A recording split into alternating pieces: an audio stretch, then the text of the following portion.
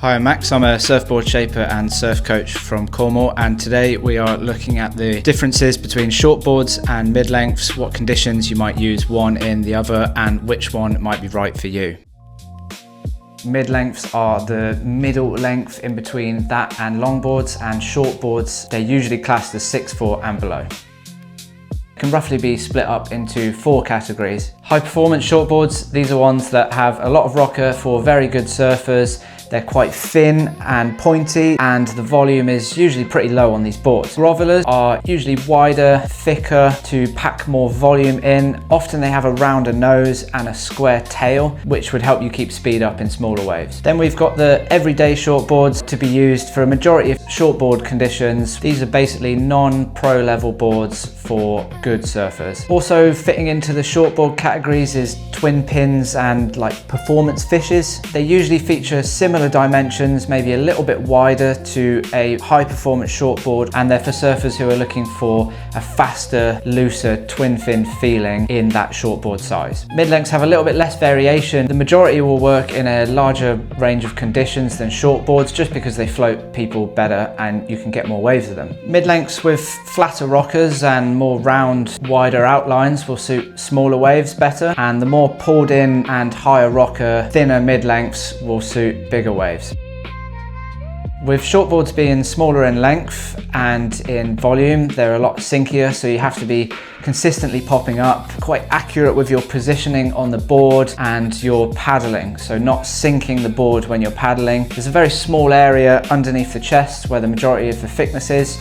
You need to keep your weight around that area and arc your back in order to have a really good paddle position. Another thing that will affect how you ride a shortboard is if you can read the waves properly, if you can position yourself in the right part of the wave, paddling to that part, and then once you're on the wave, reading the steeper sections of the wave and being able to understand where you can generate the speed from, and then actually generating the speed, being light on your feet, being able to use the bottom and the top of the wave to get yourself moving on a board that would sink without enough speed. In powerful waves where you do have enough speed, you might find a shortboard twitchy, not able to control the board, it's skidding underneath you.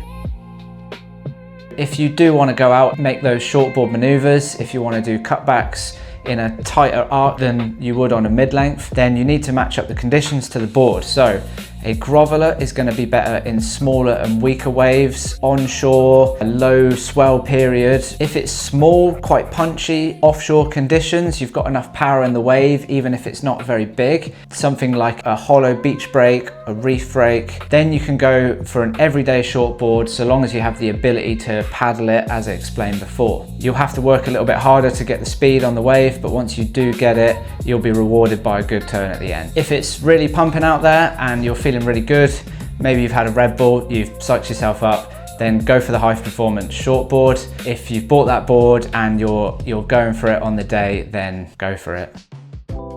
Great for when it's onshore and weak, especially if you don't have the ability to fit yourself onto a smaller groveller board. It's a lot of fun because you've got the float and the length to paddle you onto plenty of waves. With that extra float, you'll have more speed and you're more likely to be able to make a nice turn or finishing maneuver at the end of the wave. If it's offshore and small, either a larger volume mid-length or a more high rocker one would work. You're going to maximize your wave count. You may not fit inside as many of the shorter, steeper sections to make tighter turns, but you will have a really fast down the line ride and you can get some really nice high line cruising surfs. If it's head high, offshore, pumping, the only thing that's going to hold you back on the mid-length is your ability to paddle it out. If it's a point break, you might find it easier. If there's somewhere you can jump off the rocks, this can be a really great way to get you into bigger waves more confidently. With a mid-length, you can paddle onto the wave earlier, especially if it's really windy and offshore blowing into your face. You don't have to sit in the steeper part of the wave where there's a more critical takeoff.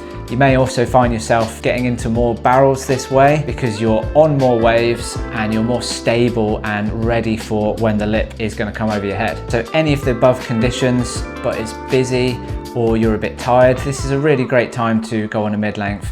Instead of battling your way on the inside with shortboarders, you can respectfully sit a little bit further out, catch waves, have a bit of an easier pop-up, be easier on yourself in general. One big thing that you see as a surfer in the water or as a shaper is people going too small too early. There's the lure to go on a really high performance board thinking that you're ready and spending less time enjoying yourself surfing because you're sinking in the water, you're not getting the wave count, and if you're not on the waves, you're not learning, you're not getting any better.